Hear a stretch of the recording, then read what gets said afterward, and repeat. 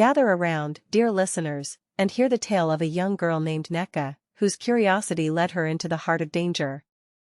In a small village on the edge of a great forest, Nneka lived with her loving mother, who often warned her about the forbidden woods and the spirits that dwelled within. But like many children, Nneka's adventurous spirit was stronger than her fear.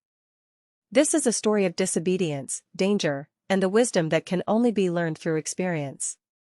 Let us journey into the tale of the disobedient daughter. Once upon a time, in a quiet village surrounded by a thick and mysterious forest, there lived a young girl named Nneka. She was full of life, her lively eyes always sparkling with curiosity. Nneka loved to explore her small world, running barefoot through the fields and climbing trees to catch a better view of the horizon. She often wondered what lay beyond the familiar sights of her village. Her mother, a wise and hardworking woman, loved her deeply. She often called Nneka to her side, her voice gentle but firm. "My child," she would say, "you must promise me never to wander into the forest. It is a dangerous place, full of spirits and shadows. It is not safe for you." Nneka always nodded obediently, but in her heart, she wondered. What was so dangerous about the forest? Why did the trees sway so mysteriously, and what made the sounds that echoed from its depths? These questions filled her thoughts as she went about her daily tasks. One bright afternoon, when the sun shone high in the sky and her mother was busy grinding yams, Nneka found herself standing at the edge of the forbidden forest. The trees seemed taller than ever, their leaves whispering secrets in the gentle breeze. The forest seemed alive, calling to her in a way she couldn't resist. Just one look, Nneka thought to herself. It won't hurt to take one step inside. Her bare feet carried her forward, and soon, she found herself surrounded by towering trees and vibrant flowers unlike anything she had ever seen. Birds sang melodies that sounded almost magical, and the air smelled sweet with the scent of wild blossoms. Nneka laughed softly to herself. "This place is beautiful," she thought. "Why did Mama warn me to stay away?"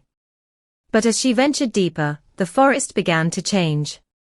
The air grew cooler, and the sunlight struggled to pierce through the thick canopy above. A strange silence fell around her. Suddenly, a voice broke the stillness, a soft, melodious voice, as sweet as honey. "Come closer, little one," the voice sang. "Come and see the treasures of the forest." Nneka stopped in her tracks. Her heart raced, but her curiosity was stronger than her fear. She followed the voice, stepping over roots and ducking under branches, until she saw a figure emerge from the shadows. It was tall and shadowy, its eyes glowing like embers. The figure smiled, its voice as smooth as silk. "You are brave to come here, child. Come closer, and I will show you wonders beyond your wildest dreams." Nneka hesitated, her feet rooted to the ground. Just as she was about to take another step toward the figure, an old woman appeared out of nowhere. Her back was bent with age, and she leaned heavily on a wooden staff, but her voice was strong and commanding. "Stop, child," the old woman said. "Do not take another step." The shadowy figure hissed, its smile vanishing. "Leave us, old woman," it said. "The child is mine." But the old woman was not afraid. She raised her staff high and struck it on the ground. "Begone, spirit," she shouted. "You have no power here." The spirit let out a terrible scream and vanished into the shadows. The forest seemed to breathe a sigh of relief as the old woman turned to Nneka, her piercing eyes full of both anger and concern. "Foolish girl," the old woman said. "Do you not know the dangers that dwell in this forest? Your mother warned you, yet you disobeyed her. If I had not been here, you would have been trapped forever by that spirit." Nneka's eyes filled with tears. "I'm sorry," she said. "I didn't mean to disobey Mama.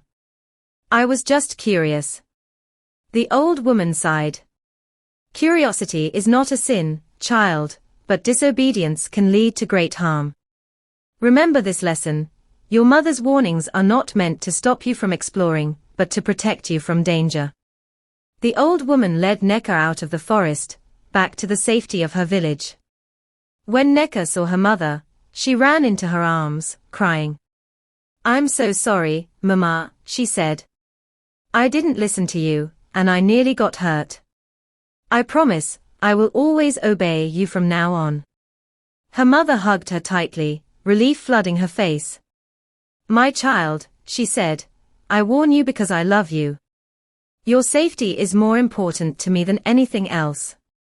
From that day on, Nneka became a wiser, more obedient girl. Though her eyes still sparkled with curiosity, she learned to temper her adventurous spirit with caution and respect for her elders' wisdom. And so, dear children, the story of Nneka teaches us an important lesson.